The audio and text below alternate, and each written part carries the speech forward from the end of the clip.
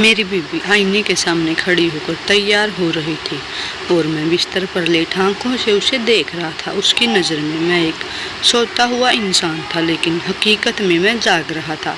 रात के इस पहर अपनी बीवी को तैयार होता देखकर मुझे हरगिज भी खुशी नहीं हो रही थी, क्योंकि मेरी बीवी मेरे लिए तैयार नहीं हो रही थी, बल्कि इसकी यह तैयारी तो मेरे बड़े भाई के लिए भी थी। मेरा वह बड़ा भाई जिसे मैंने अपने बाप का दर्जा दे रखा था। मेरी बीवी हादी रात को इसके कमरे में चली जाया करती थी और मैं यह बात अच्छी तरह से जानता था कि वहाँ क्या होता है। हमेशा की तरह इस रात भी मेरा दिल चाह रहा था कि मैं उठकर अपनी बीवी का हाथ पकड़ लूँ और उसे अपने बड़े भाई के कमरे से ले जाने से रोक दूँ, लेकिन मैं मजबूर था। मेरे पास उसके सिवा और कोई रास्ता नहीं था कि मैं अपनी बीवी को अपने बड़े भाई के पास जाता हुआ देखूं, क्योंकि इसे रोकने की जरूरत में अंजाम बहुत ही भयानक होने वाला था। मेरी बीवी निशा की उम्र सिर्फ 19 साल की थी। वह जवान और खूबसूरत भी थी, लेकिन उसके बावजूद भी वह मेरे हाथों से बाहर थी, क्योंकि इनकी रातों में एक रात भी ऐसी नहीं आई कि जो उसने मेरे साथ गुजारी हो। मैं हर रात उसे पाने की हरकत करके बिस्तर पर पड़ा रहता और वह मुझे नज़रअंदाज करके कमरे से निकल जाती। मेरा भाई उसके लिए कैसा ही सलूक क्यों ना करता हो, लेकिन वह वापस ना आती और सारी रात इसी के साथ रहती। आज भी वह जिस तरह तैयार हो रही थी, मेरी नज़र उसके खूबसूरत वजूद पर जमी थी और फिर भी वह खामोशी से कमरे से बाहर निकल गई और थोड़ी देर बाद अजीब और गरीब आवाज़ें का सिलसिला शुरू हो गया। मैं बेबस अपने बिस्तर पर पड़ा रहा, लेकिन मैं अच्छी तरह जानता था कि मेरे भाई के कमरे में क्या चल रहा है और मेरी बीवी सुबह सुबह इस हाल में वापस लौटती। दिल तो चाहता था कि अपने भाई के कमरे में जाऊं और हाथ पकड़कर अपनी बीवी को बाहर ले आऊं, लेकिन मैं बहुत मजबूर था। अगर मैं ऐसा करता तो मैं हमेशा के लिए अपनी बीवी को खो देता और निशा को खोने से मेरे बस में नहीं था। उसे दीवाने जैसी मोहब्बत करता था और इसके लिए तो मैंने अपनी दुबई की इतनी बेहतरीन नौकरी छोड़ दी थी और वापस लौट आया था। लेकिन मुझे क्या खबर थी कि मेरे पीछे यहाँ क्या हो गया है। यह रात जब मुझे खुला तो जब मैं अपनी बीवी की मोहब्बत से खुद छोड़कर वापस आ गया और यहाँ आने के बाद मुझे पता चला कि मेरी बीवी तो मेरे भाई के गुलाम बन चुकी है। मेरी तो दुनिया ही लूट गई थी। शुरू में तो मुझे बहुत डर लगता था, यकीन नहीं आता था कि मेरी बीवी हर बात मुझे छोड़कर मेरे भाई के कमरे में चली जाती, लेकिन आहिस्ता आहिस्ता मुझे पता चला कि वहाँ सारी रात उन दोनों के बीच क्या होता है। एक पति होने के नाते मेरे बर्दाश्त से बाहर था, लेकिन फिर भी मैं सब कुछ बर्दाश्त करने पर मजबूर था। मेरी बीवी को कमरे से गए आधा घंटा भी नहीं हुआ था और मेरे बड़े भाई के कमरे से आवाज़ें आने लगी थी। अपनी बीवी की ऐसी आवाज़ें सुनकर मेरी आंखों से आंसू आने लगे थे। मेरी इज्जत पर एक लालच थी कि मैं अपनी बीवी के साथ यह समझौता देख रहा था, लेकिन कुछ कर नहीं पा रहा था। मैंने सब्र का घूंट पी लिया था। शायद यह मेरा मुकद्दर था और यही मेरा नसीब। सुबह के वक्त जब निशा वापस कमरे में आई तो उसका बिखरा हुआ हुलिया और लड़खड़ाती चाल मुझे बता रही थी कि वो किस हाल में वापस लौट रही है, लेकिन इसके बावजूद मैं अंधा बहरा और गूंगा बन गया था। बिस्तर पर पड़ा हुआ था। वह खामोशी से मेरे पास लेट गई और जैसे रात कमरे से बाहर ही निकल कर ना गई और भी अपनी जगह अनजान बन गया था, ताकि हमारे रिश्ते को बचा सकूं, क्योंकि इस रिश्ते को ख़त्म करना मेरे लिए बस में नहीं था। फिलहाल मेरे पास नौकरी भी नहीं थी, क्योंकि मैं तो सब कुछ छोड़ छाड़ के दुबई वापस लौटा था। इसलिए आधे दिन बाद बिस्तर से निशा निकली। निशा मुझसे पहले उठकर घर के काम में मसरूफ़ हो गई थी। ना वह मुझसे नज़रें मिलाती थी, ना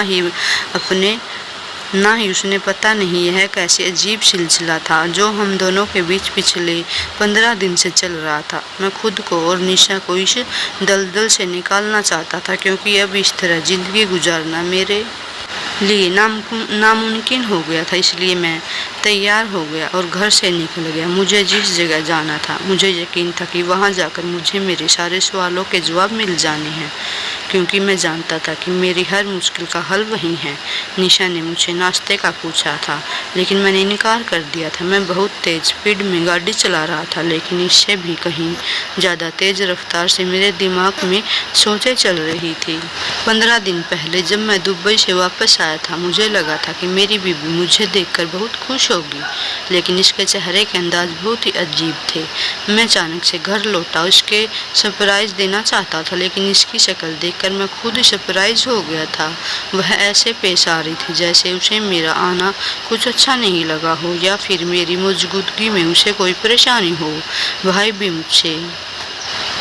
मुझसे मिलकर खुश नहीं थे। मेरी भाभी घर में मौजूद नहीं थी। निशा ने मुझे भाभी की तबीयत ठीक नहीं है, यह अपने मायके गई हुई है, यह सुनाकर मैं काफ़ी परेशान हो गया था। मुझे भाभी से बहुत प्यार था। मैंने उनसे मिलने जुलने की बात की थी तो भाभी ने मुझे रोक दिया था। कहने लगी, वह तुझे देखेगी तो यहाँ आने की जिद करेगी। उसकी तबीयत बहुत ख़राब है, उसे कुछ दिन आराम करने दो, मैं उसे खुद वापस ले आऊँगा। भाई की बात सुन के मैं रुक गया। निशा सारा वक्त घर के कामों में मसरूफ़ रहती और जब रात को कमरे में आई तो उसके अंदाज ऐसे नहीं थे जैसे कि मैं उम्मीद कर रहा था। पूरे 7 महीने बाद मैं लौटकर उसके पास आया था और वह बिल्कुल नॉर्मल पेश आ रही थी। ना ही उसके अंदर जज्बात की कोई तड़प थी और ना ही मिलन की तमन्ना। वह मेरे बराबर आकर आंखें बंद करके लेट गई, जैसे सोना चाहती हूँ। शायद वह किसी बात पर मुझसे नाराज़ हो, इसलिए मैंने उसे मनाने के लिए उसकी तरफ हाथ बढ़ाया, लेकिन उसने तो बहुत आसानी से मेरा हाथ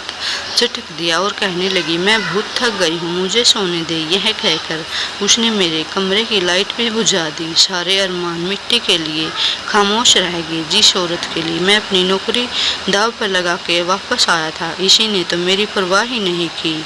जिस अंदाज ने उसने मेरा हाथ झटका था, मेरी इज्जत को ठेस पहुंची थी, इसलिए मैंने खुद उसकी तरफ फेर लिया और सो गया। लेकिन आधी रात को मुझे ऐसा महसूस हुआ जैसे निशा बिस्तर से निकलकर कहीं बाहर गई हो।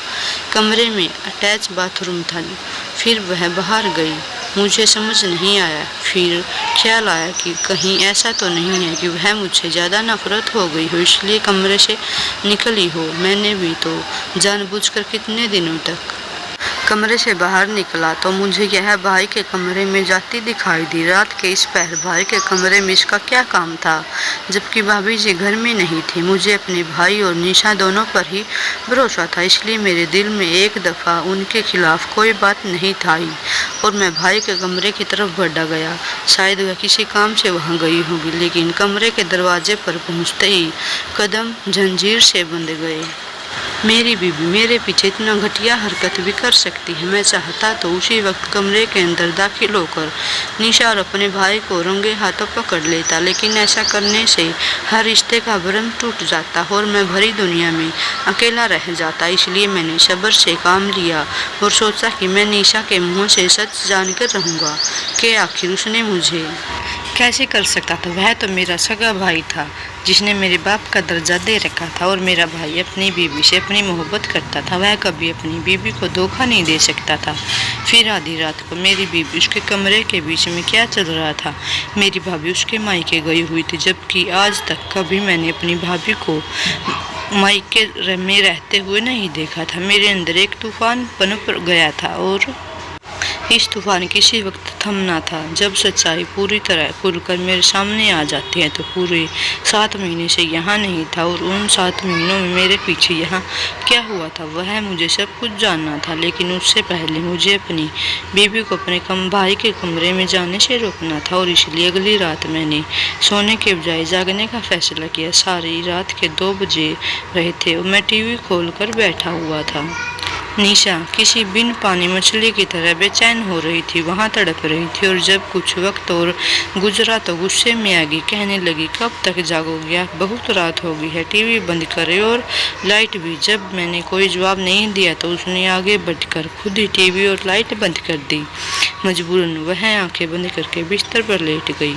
मैं बराबर खामोशी से लेट गया। जब कुछ वक्त बाद उसे लगा कि मैं सो गया हूँ तो वह उठकर तैयार होकर कमरे से निकल गई और मेरे दिल में आग जल उठी। उसके जाते ही मैं फिर कमरे से बाहर निकल गया और देखा तो भाई के कमरे में दाखिल हो गई और दरवाज़ा अंदर से बंद कर लिया। मैं फ़ौरन स्टूल लगाकर रोशनदान के करीब चढ़ा और झाँक कर अंदर देखा तो अंदर के मंजर मेरे होश उड़ा दिए थे। मेरी बीबी मेरे भाई के करीब खड़ी थी और मेरे भाई के हाथ में एक जलती हुई मोमबत्ती थी जिसे भाई ने निशा की हथेली पर रख दिया था और निशा बिन बोले इस तरह खामोश खड़ी थी जैसे बेजुबान मूरत हो। इसके बाद जो कुछ हुआ वह देखकर मेरे कदमों तले जमीन निकल गई। निशा तो वह सब कुछ कर रही थी जो मेरा भाई चाहता था। निशा की हालत ऐसी थी कि अगर भाई से छत पर उल्टा लटकाने का कहता तो शायद वह उससे भी इनकार न करती, लेकिन वह सब कह रहे थे और क्यों कह रहा था मैं नहीं जानता था।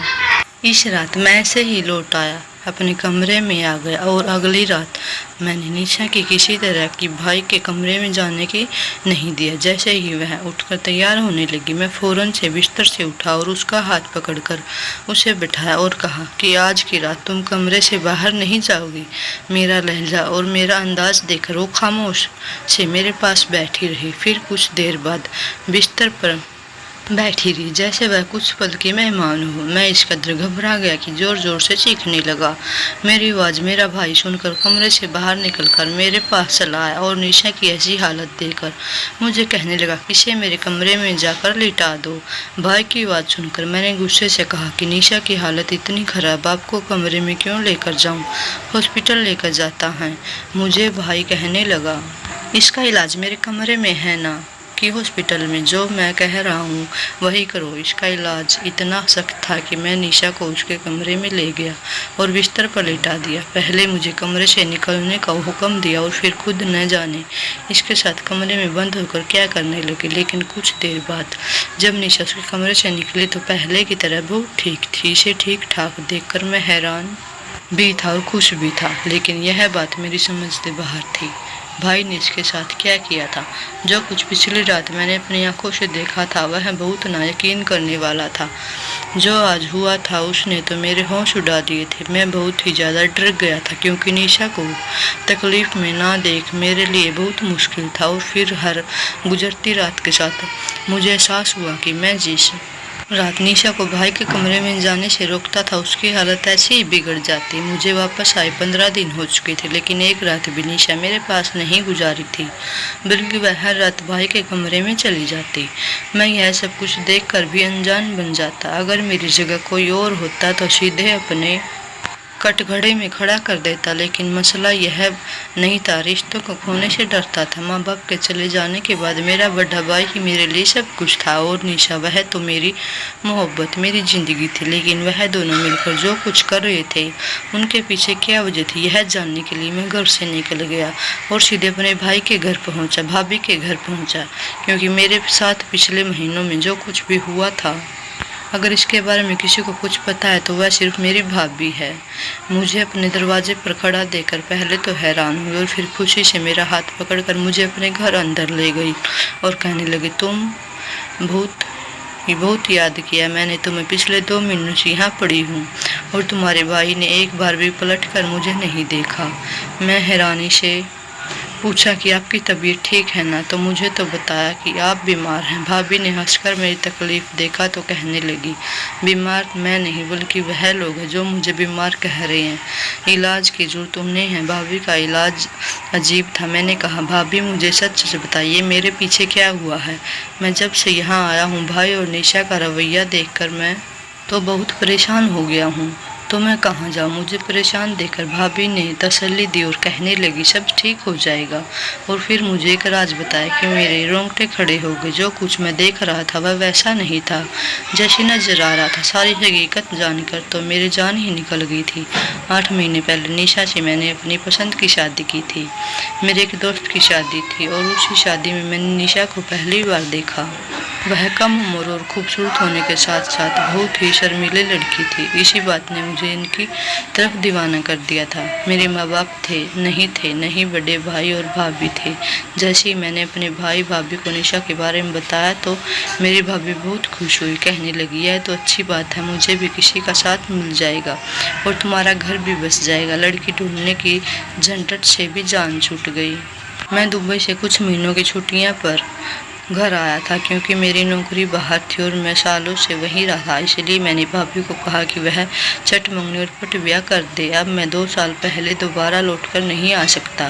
भाभी रिश्ता लेकर गई। निशा के घर वालों ने राजी को हाँ भर दी। वह मेरी दुल्हन बनकर हमारे घर चली आई। शादी की पहली रात ही मैंने निशा पर पूरी तरह अपना हक जमा लिया था। साथ ही साथ उसे यह भी बता दिया था कि मेरा बड़ा भाई मेरे लिए बाप की जगह है और इसलिए वह हमेशा मेरे बड़े भाई की हर बात को सुराखों पर रखेगी और उन्हें किसी शिकायत का मौका नहीं देगी। शादी के 15 दिन बाद मेरी छुट्टियां खत्म हुई तो मैं टूटे दिल के साथ उसे छोड़कर परदेश चला गया। अपनी प्यारी बीबी को छोड़कर अकेली जिंदगी गुजारने के बारे में सोचना भी एक मुश्किल एहसास था और मुझे यह वक्त गुजारना था। मुझे साल ही जुदाई को हर सूरत से बर्दाश्त करना था। मुझे दुबई आए महीना ही गुजरा था। एक निशा ने फ़ोन आया और वह तड़प तड़प कर रोने लगी। उसकी रोते हुई आवाज़ सुनकर मेरी जान निकल गई थी। मैंने फ़ौरन पूछा, निशा बताओ क्या हुआ है, ऐसे क्यों रो रही हो? तो वह धीमे लहजे में कहने लगी, आप वापस आ जाएं, आपके बगैर मेरा गुजारा नहीं हो सकता। मुझे लगा शायद उसे मेरी याद सता रही होगी और इसीलिए वह ऐसी बात कर रही है। मैंने इसे मोहब्बत से समझाया कि मेरा इस तरह बार बार वापस आना मुमकिन नहीं है और वह मुझे दोबारा इस तरह की बात न करें क्योंकि मेरे लिए भी इस तरह से परदेश में काटना मुश्किल हो जाता है। मेरी बात सुनकर वो खामोश होगी। फिर दोबारा उसने कभी वापस आने का कोई जिक्र नहीं किया और मुझे लगा कि सब कुछ ठीक हो गया है। लेकिन आज भाभी के पास आकर मुझे तो पता चल गया कि सब कुछ ठीक नहीं था। जब निशा ने मुझे रोते हुए फ़ोन किया था, दरअसल वह बहुत ज़्यादा परेशान थी क्योंकि भाई ने इस पर जादू करवाया शुरू कर दिया था और उसकी तबीयत बहुत ज़्यादा ख़राब रहने लगी थी।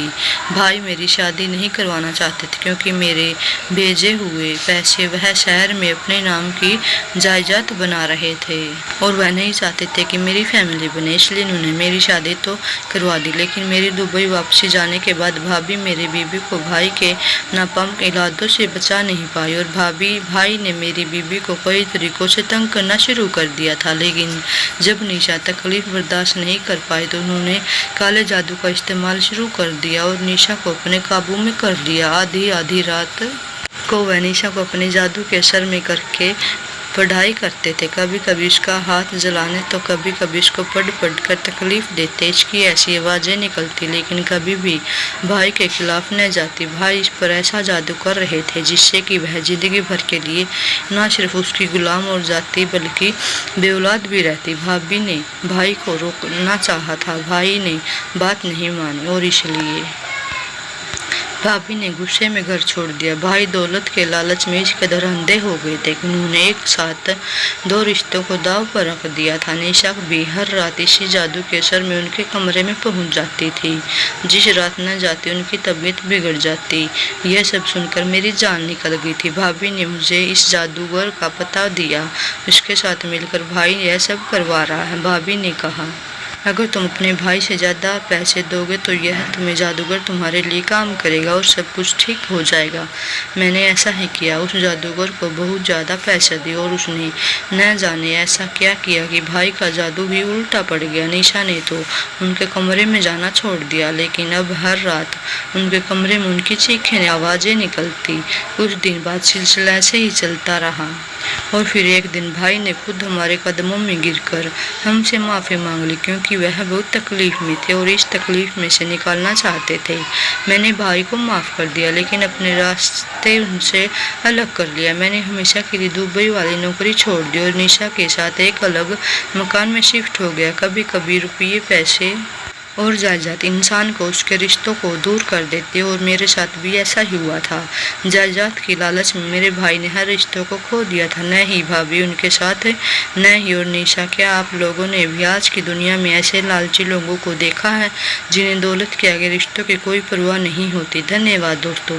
अगर आपको मेरी स्टोरी पसंद आई हो तो वीडियो को लाइक और चैनल को सब्सक्राइब ज़रूर करें। धन्यवाद।